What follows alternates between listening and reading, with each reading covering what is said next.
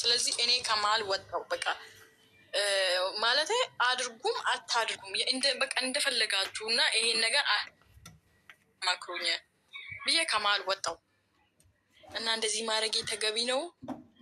ምን ትለኛለህ? ህጋዊ ጋብቻ አላችሁ አንቺ እና እሱ? አዎ ህጋዊ ጋብቻ ማለት በቅርብ ነው፣ አመት አልሆንም ህጋዊ ጋብቻ ያደረግነው ማለት ነው። እና አዎ ተፈራርመናል ማለት እኔ እና እሱ በርቀት ስለሆነን ማለት ነው። ቤተሰብ ሽማግሌ ልከን በስነ ስርዓቱ ማለት ነው አድርገናል። እና ያው ገብተን ደግሞ እሱ ዱባይ ነው ያለው። አንቺስ? እኔ ሳውዲ ነኝ ማለት ከዱባይ ነበርኩ መጀመሪያ ሄድኩት፣ እዛ አልተስማማኝም። ከዛ ወደ ሳውዲ ሄድኩኝ። እሱ እኔ ከሄድኩ በኋላ በአመት ነው እሱ የመጣው እና እሱ ማለት ነው አውቃለሁ በርቀት ያለው ፍቅር በጣም ይወዳል ማለት የሚያስበው እሱ በቃ መገናኛታችን ነው። ምንም ያህል እንኳን እንትን ሀብት ምናምን ሰርቼ ልወጣለሁ ምናምን አያስብም። ከኔ ግን መገናኘቱ ወይ ልምጣ ወይም ነይ እና ከዛ በኋላ ያለውን ነገር እኔ እንዴት እንደምችል ይላል። ስቃዩንም ምኑንም በቃ አንቺ ካለሽ ምንም ነገር እችላለሁ ይላል። እኔ እዚህ ጋር ደግሞ እሱን ማሳመን አልቻልኩም። ማለት ያው ሰው ሁላችንም ለሆነ ነገር ብለን ነው ከሀገር የወጣ ነው እና ደግሞ ቀላል አይሆንም። እኔ ዝም ብዬ ተነስቼ ወደ ዱባይ መምጣት የሆነ አላማ ማለት ሳላቅድበት ማለት ነው ዝም ብሎ አይኬድም። የሆነ ቦታ አቅደበት ነው ጠዋት የሆነ ቦታ ሄዳሉ ብሌ ካሰብክበት ነው እንጂ ዝም ብለ ተነሳ የማታቅበት ቦታ አትሄድም፣ ያላሰብክበት ቦታ። እሱ የሚፈልገው እንደዛ ነው። ወይ ነይ ወይ ልምጣ ወይ ደግሞ በቃ ትተን እንግባ። እኔ ደግሞ አንዴ ከመጣን ሰርተን እንግባ ነው፣ የሆነ ነገር ይዘን እንግባ። በዚህ መሀል በቃ ሀሳቤን እሺ ይላል፣ ግን ተግባር ላይ አይውልም። እንግዲህ አስበው አንድ ነገር ለማሳካት አመታት ሊፈጅ ይችላል እንጂ በሳምንት ወይ በሁለት ቀን የሚሆን ነገር አይደለም የሆነ ነገር ለማሳካት እና እንጃ ወላሂ በጣም ኮይን ስጠን አላችሁ። ኮይን ሲቀመጥ ውሰዱ መከራ። እያንዳንዳችሁ ኮይን አስወሳሽ ኮሚቴ እናቋቁም እዚህ ቤት ውሰዱ እንጂ ከላይ 200 ሰው ብቻ ነው የወሰደው። ታብታብ ካረጋችሁ ነው የሚሰጣችሁ። ብዙ የተወሰነ ታፕታፕ አድርጉና ከዛ ውሰዱ ከላይ ነክታችሁ። ከዛ ከስሜ ጎን ያለውን ልብ ቅርጽ ምልክት ነክታችሁ ሜምበር ሁኑ። እሺ በጣም ትዕግስታችሁ፣ እኔ አሁን ሆን ብዬ ነው ዝም ያልኳት። እስኪ ትዕግስታቸው ምን ድረስ ነው? ውጭልን በቃን ጨርሽ እያል እሷን 10 ደቂቃ መታገስ አቅቶን ፈጣሪን ጸሎት አድርገን 10 ዓመት እንጠብቃለን ታገሱ ቢለን እንዲህ ምንም እኮ ዓመት አታውራም እኮ ልጅ እኮ ምንም እኮ ችግር የለውም። ልጅ ነች እኮ 20 ዓመቷ እንኳን ገና አልሆነም አይደለ? ነገረችን ሰው ገና ልጅ ነች። ሰው እንደ ልጅነቷ እንደ ቁመቷ ልክ ዝቅ ብለን ማውራት አስፈላጊ ነው። ገብቷችኋል? አደጋገመችው። አይ ነው ደጋግሟለች፣ ግን የውስጧ ይውጣ እስቲ። ውስጧን ብሶት ነው። ገብቷችኋል? ጭንቀት ነው። ይውጣ እስቲ። የእኛ እሷን ማዳመጥ መፍትሄ የሚሰጣት ከሆነ ምንም ችግር የለውም እኮ። የምንሰጣት ጊዜ ነው። ጊዜን የሰጠን ደግሞ ፈጣሪ ነው እና በነፃ ስለሰጠን በነፃ ብንሰጣት ብዙ ከባድ ነገር አለ። ኤኒዌይስ ሁለታችሁም ጩጬ ናችሁ። በዚህ እድሜያችሁ ትዳር ውስጥ ገብታችሁ እንዴት ትዳሩን ልትመሩት እንደሆነ ፈጣሪ ይወቀው። ግራ ይገባኝ እሱ። ገና ከሁለታችሁም እኮ ህጻናት እኮ ናችሁ። የቤተሰብ ክትትል የሚያስፈልጋችሁ ናችሁ። 22 ዓመቱ ነው። አንቺ ገና 20 ዓመት አልሆነሽ። ምን ልትፋጠጡ ነው? አንድ ቤት ውስጥ ብትኖሩ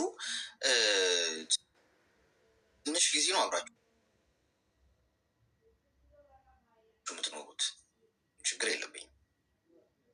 እውነት ነው የምልሽ። ትንሽ ጊዜ ነው አብራችሁ የምትኖሩት። ለምን በዚህ እድሜያችሁ ትዳር የሚባለው ነገር እንዴት ተሸከማችሁ መሄድ እንዳለባችሁ አይገባችሁ።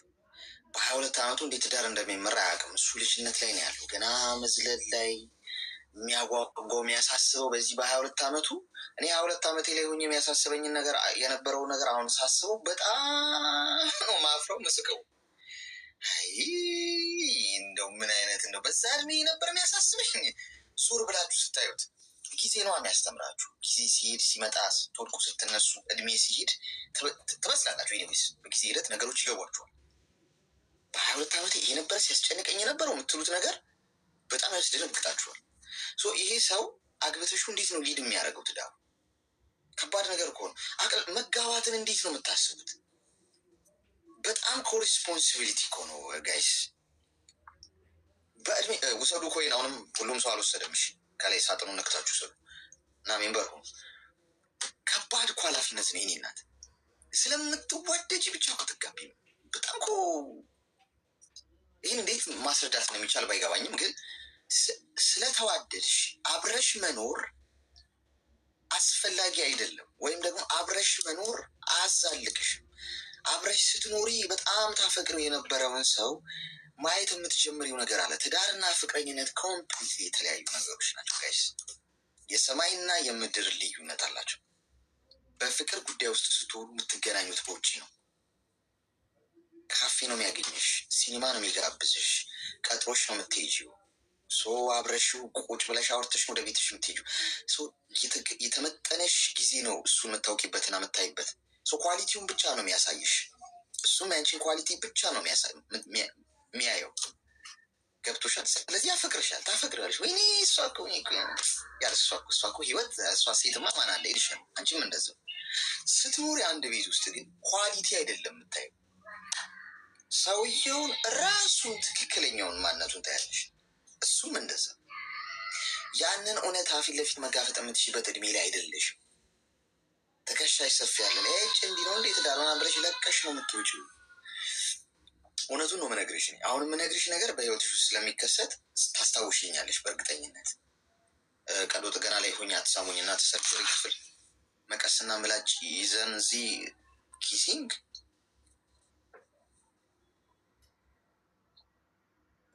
ሰርጀሪ ክፍል ነው ኪሲንግ። እዚህ ደግሞ እየሳመ የሰው ሳምባ ቀዶ ጉዳ አረገ ተብዬ ደግሞ ዘብጥያ መውረድ አልፈልግም። ቴንክ ሶ ማች። አመሰግናለሁ። እግዚአብሔር ያክብርሽ። እና ሰው በቃ እሺ በቃ ኧረ ኢምፖርታንት አይደለም ተው። የቀዶ ጥገናችን ጊፍት መስጠት እዚህ ላይ ትክክል አይደለም ብለን ህግ አውጥተናል።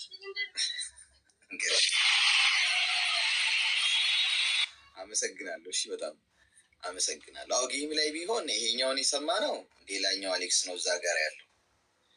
ጣሪያም ሊወጣ ይችላል ጣራ ላይ። አሁን የሰው ነፍስ ነው እዚህ ጋር ያለው። እሺ ሬስፔክትሽ፣ አመሰግናለሁ በጣም እህቴ።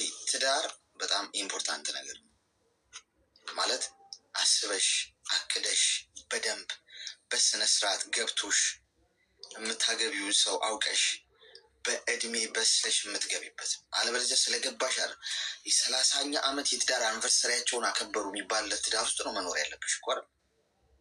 ረጅም ዓመት አይደለም ካገባሽ ሰው ጋር ወልደሽ ከብደሽ እንደው አብረሽ አርጅተሽ እንደዛ ነው መሆን ያለበት። እንደዛ ለመሆን ደግሞ በጥንቃቄ ነው መግባት ያለብሽ። መግባቱ አይደለም ዊን የምታደርጊው፣ መግባቱ አይደለም ፖይንቱ። መግባትማ ማንም ውሸትም ይጋባል እኮ። ተጋብተሽ ግን ረጅም ዓመት መኖር አለብሽ አብረሽ። ገብቶሻል? ስለዚህ ያ የእድሜ ብስለት ይጠይቃል። ሁለተኛው ነጥብ፣ አንቺ ሳውዲ ነሽ፣ እሱ ዱባይ ነው። እየተጃጃላችሁ ነው። ግቢ፣ አልገባም፣ ትገቢያለሽ፣ እገባለሁ፣ ግቢና እንኑር፣ አልኖርም፣ ሰርቼ ነው የምገባው። የህፃናት ጨዋታ ጉትቻ ለጉትቻ እየተጓተታችሁ። ገብቶሻል? ስለዚህ መወሰን አለባችሁ። ተጋብታችኋል። አንዴ ትዳር ውስጥ ነው ያላችሁት። አሁን ውጭ አትውጭ አይደለም የምልሽ እኔ። ውጭ አትውጭ ሳይሆን ሄደሽ መኖር ካለብሽ ወደ ሀገርሽ ሄደሽ ከእሱ ጋር ኑሪ። ምክንያቱም አሁን ተጋብተሻል፣ መቼም በቃ ለልጓም ገብታችኋል። እንግዲህ የምትፈላለጡም ከሆነ የምትቆራረጡም ከሆነ ያው እናንተ ራሳችሁ ነው፣ ስራችሁ ያውጣችሁ። ቤተሰብ ራሱ ጣልቃ አይገባም። ግን አሁን ሰርተን እንግባ ስትይ ሰውዬ በመሀል ቺት አረገብኝ ይመጣለሁ። ገና 22 ዓመቱ ጦስ ውስጥ ነው የምትገቢ። ያሽውን ይዘሽ ሄደሽ በጋራ የምትኖሩበትን ሁኔታ ፍጠሪ። ከዛ ውጪ እዚህ ሆነሽ ቤት እሰራለሁ ገንዘብ ልኬ ምናምን ዋ እንዳታስቢው። የብዙ ሰዎች ህይወት ተበላሽቷል። እነዚህ የብዙ ሴቶች ህይወት መጠቀሚያ ሆነዋል። በሰሩበት ቤት ሌላ ሰው ነው የሚኖርበት። ሄደሽ ወገብሽን አስረሽ ራስሽ በጋራ ቆማችሁ ልታችሁ ማሰሩ ቤታችሁ ከፈለገ ከኔ ሰርቶ ይጠብቃል። አሰቱ ማን ኃላፊነት ወስዶ በደህና ነገር እንደሚሰራልሽ ምታውቂያለሽ። የራስሽን ቤት ራስሽ መስራት ያለብሽ። የራሴን ቤት ራሴን መስራት ያለብኝ ጋይስ። የራሴን ኃላፊነት የራሴን እቃ መገዛውን ነገር መገነባው ነገር ራሴ ቢውልድ ማድረግ አለብኝ በራሴ በጥንቃቄ። ገንቡልኝ ብዬ ለሰዎች ላይ ግን ከሰጠው ፈራሽ አድርገው ሊገነቡት ይችላሉ። በማይረባ መሰረት ሊገነቡልሽ እኮ ይችሉ ይሆን። እንደ ራሳቸው ግን አይሰሩት። እንደ ራሳቸው አይገነቡትም። እመኝ። እንደ ጦብ ቁጭ ቁጭ ያደረጉልሽ እና በቃ ቤት ሰራን ይላሉ። ስትሄጂ ምንም የማይረባ ነገር ነው የሚያጋጥምሽ። ጥንቅቅ አድርገሽ በራስሽ ቤተሰሪ ምን ይባላል ኳር የሆነ አባባል ይባላል። ቤተሰሪ ምን ይልደው ምን ይባላል። ወገብሽን አስረሽ ቆመሽ አሰሪ ቤትሽን መስራት ካለብሽ። ተግባባ? እሺ አሌክስ አመሰግናለሁ። ማለት ይሄን ትዳር እኔ ፈልጌ አይደለም የገባሁበት በመጀመሪያውም፣ ግን ያው ለምሳሌ ማውራት አልፈልግም። ግን ከገባሁበት በኋላ የምር በጣም ነው የጸጸተኝ። ማለት ቆም ብሎ ማሰብ ነገሮችን ውጭ ላይ ማለት ትዳር ሳንገባ የነበረንበት ጸባይ ራሱ በትንሹ ስንትን ጸባዩ ራሱ የሆነ በቃ እስር ቤት ማለት እኔ እስር ቤት ማለት ልክ እስር ቤት ውስጥ እንዳለው በቃ አሁን እጄ ላይ ናት ማለት ወዴትም መንቀሳቀስ አትችልም ብሎ እንደሚያስብ ይመስለኛል። በፍቅር ባለንበት ሁኔታ እና አሁን ትዳር ውስጥ ባለንበት ሁኔታ በጣም ልዩነት አለው። አሁን ትንሽ ሄድ መጣት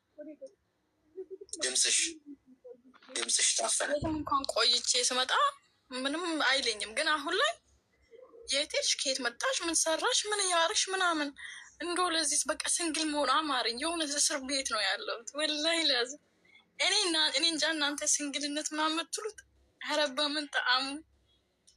ግን ያው ነገሮች ንግስት ሆነው ነው የሚታዩሽ። ወላሂ ላዝም በራሴ ስልክ በቃ አለ አይደል እስር የሆነ እስር ቤት ማለት እኔ እስር ቤት ነኝ ያለሁት። በቃ ነፃነት የሚባል ነገር የለም። በቃ ሰቀቀን ማለት በደወለ ቁጥር ደግሞ ምን ሊፈጠር ነው፣ ደግሞ ምን ሊለኝ ነው፣ ደግሞ ምን ሰማ። በቃ ይሄ ነው ወላሂ ያዝም ማለት ነው። ሰቀቀን በደወለ ቁጥር በደወለ ደቂቃ እና ይሄን ሳስበው ይህን ነገር ባልቸኩሎ ኖሮ አባቱ በአንድ ቀይ በአንድ ብሎ የሚገላገሉ ሰው ነው። በቃ በዚህ ሰዓት ግን እንደዚህ አልነበረም። ነገሮች ይቀየራሉ።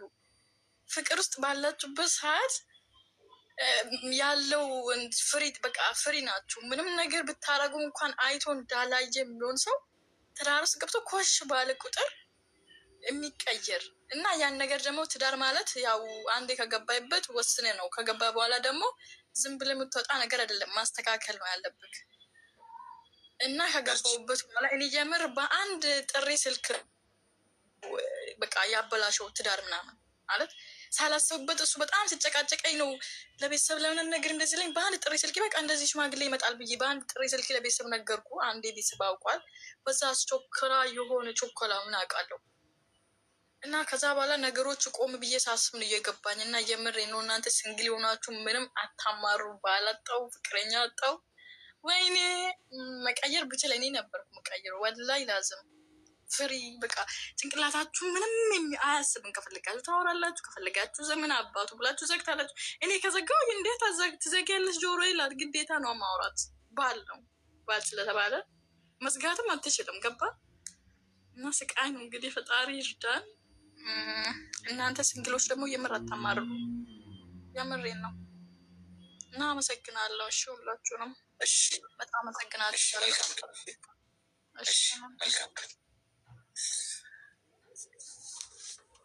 እንግዲህ ስናገር የነበረው ነገር ይኸው በተግባር ከባለ ትዳር ነው ምክሩን የሰማችሁት።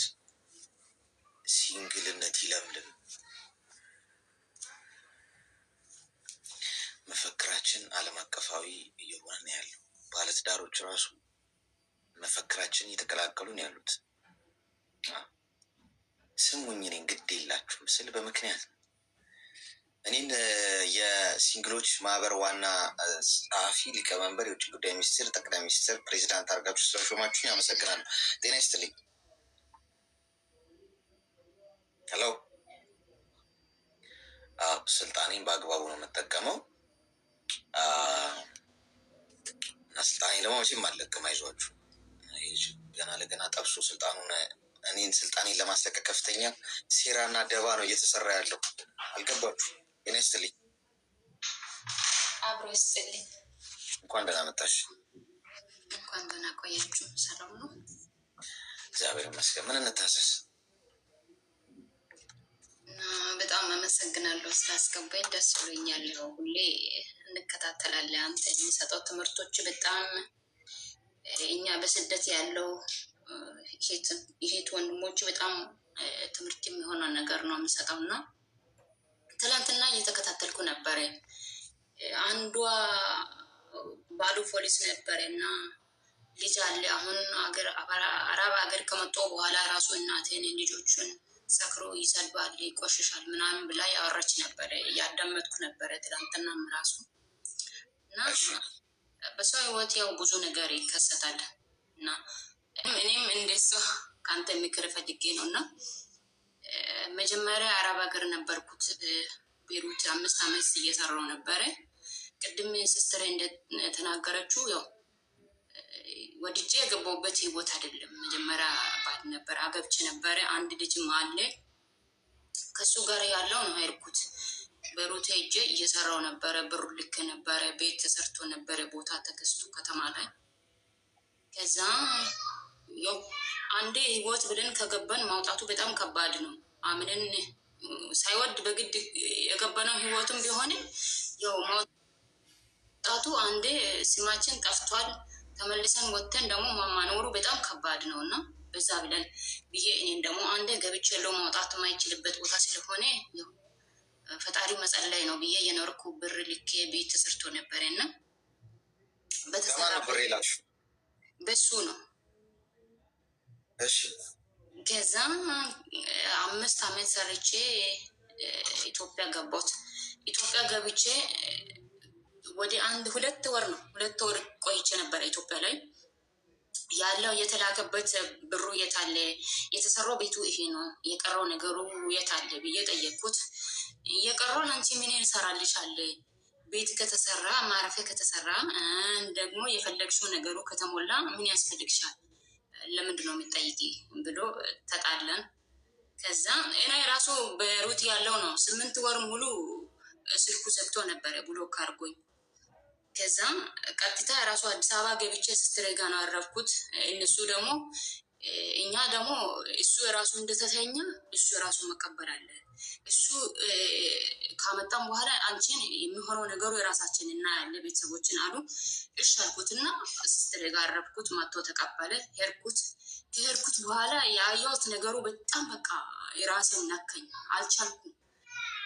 ሰው ሀገር ለፍቶ ሰርቶ ይለወጣለሁ ብሎ ሰው ከወጣ በኋላ እንግዲህ ማረፍ ከሌለ በጣም ከባድ ነው እና ውስጤ በጣም ተጎዳ። አየሁት እና ምንም አላልኩም። ውስጤ አዘነ፣ አለቀስኩት። ማዘርጋ ሄድኩት። ሄጄ እሷ ጋር የተቀመጥኩ ያለው ትንሽ አመመኝ። እዛ ያለበት ቦታ ወድቄ ነበረ። ቦታ ቤት የጸዳሁት ያለው እንትኑ ፎቅ ላይ ወድቄ ነበረ እና በጣም አመመኝ። ማዘርጋ ተቀምጬ እንትኑ እየታከምኩ ያለው መጥቶ እንዲህ አንቺ ከዛ ምን አይነት በሽታ ይዘሽ ነው የመጣሽው? ምን አይነት በሽታ ይዘሽ መጥተሽ ነው የታመመሽ አለ። ከዛ ኧረ እኔ ምን አይነት በሽታ መጀመሪያ ስትጀመር ከበሽታ ጋር አይደለም አገባኸኝ፣ ደግሞ ለስራ ነው ሄድኩት። አጋጣሚ ማንም ሰው ያው የሚያጋጥም ነገር ነው። ወድቄ ነው እንደዚህ ሆንኩት። እኔ በሽታ ይዤ መምጣቱ ወይ አግብቼ ለመኖር አይደለም ሄድኩት። የሰው ቤት ተደብቄ ለመስራት ነው ሄድኩት እንጂ ውጭ ወጥቼ የምሰራበት ቦታ አይደለም ሄድኩት ብዬ መልስ ሰጠሁት። ተጣለን። እሱ ትቶ ሄደ። እኔ ማዘርጋ ቆየሁት። መጨረሻ ላይ ከዳንኩ በኋላ ሽማግሌ ላከ። ሽማግሌ ከተላከ በኋላ ማዘር ደግሞ አይቻልም፣ ልጄም ለሱ ሰርታ ልካ ባዶ እጅ መታ አሁን እኔ ጋር ገና ታማ እየዳነች ናት ያለችው። እሷ ከገገመች በኋላ መታችሁ መጠየቅ ትችላላችሁ ብላ እምቢ አለች። መጨረሻ ላይ ሽማግሌው ለምንድን ነው የተላከው? እምቢ አለች። ቤተሰቦች ጋር ሄዳ እምቢ አለች። አልመጣም አለች ብሎ ነው የላከ። ከዛም እኔ ማሄዱ አሁንም ልጅ አለ። ልጅ ካለ ያው ልጅ ያለው ሰው መቼም አያርፍም ልቡ። እኔ የሚሄድበት ቦታ የለም። አንዴ ባሌ ነው ብዬ ለአንተ ልክ ያለው ከአንተ እጅ ሁሉም ነገሩ ነው የሚቀበለው የሚጠበቀው። ግን አንተ እንደዛ ካልከኝ እንዴት ማኖር የምንችላለሁ አልኩት። ከዛም በኋላ መተሽ የመጠይቀው ነገር ካለ እኔ መጠየቅ ትችያለሽ አለ። ቤተሰቦቼ ደግሞ እሺ ብዬ ሄድኩት። ከነሱ ሽማግሌ ከተላከ ያው ሰፈር ሽማግሌ መጡ። ከነሱ ቤተሰቦች የእሱ ቤተሰቦችን መጡ። አንድ ላይ ታረቀን ሄድኩት። ከሄድኩ በኋላ ይዘሽ የመጠሽው ገንዘቡን ስጪኝ፣ እሱን ካልሰጠሽ ከኔ ጋር መኖሪያችን። እኔ ደግሞ ገንዘቡ የሆነ ትንሽ ገንዘብ ነበረና ያ ገንዘቡ ማን ያውቃል ይሄ ሰውዬው እንደዛ አሁን ሙሉ ለሱ ላይ ልክ ያለው አሁን ደግሞ አላቅም ምንም የለን የሚለው ሰውዬው ነገ ምን እንደሚፈጠር አላቅም ብዬ የሆነ የተወሰነ ገንዘብ አካውንት ላይ አስቀምጬ ነበረና ያ ገንዘቡ በሙሉ ለእኔ ካልሰጠሽ በቃ ከኔና አንቺ በቃ አሁን ህይወት መኖር አልችልም ብሎ ከታረቀን በኋላ ከሄድኩ በኋላ ገና ጦርነት ተፈጠረ። አልሰጥም አልኩት እና ከሱ ጋር ጥላቻ ያለው እንደገና ድጋሚ በድብቅ በቃ ሞላሁት። እኔ ከኋላ ደላላ ፓስፖርትን ሰጥቼ ሞላሁት እና ዱባይና ጆርዳን በቃ እየተመችበት ቦታ እየትኝሆን በቃ ይሄን እንደዚህ አይነት ውስጥ ገብቼ ራሴን ከመጉዳት በቃ አሁንም መሸሽ አለብኝ አልኩትና ለቤተሰቦችም አልነግርም፣ ለማንም አልነግርም። በቃ ለፈጣሪ ብቻ ሰጥቼ ትቼ በቃ ጆርዳንና እዚህ ሀገር ዱባይ ሞላሁትና ዱባይ ጠፋ፣ ጆርዳን ሄድኩት። ወዲያው መጣ ሳልቆይ መጥቼ 2 ዓመት ሰራሁት። ሰርቼ ከሱ ጋር ሳንገናኝ እንደምንም ብዬ ታግዬ ሰራሁት። ተደብቄ ለማንም ሰው አላገኝም። በቃ ስልኩን ዘግቼ ሰራሁት።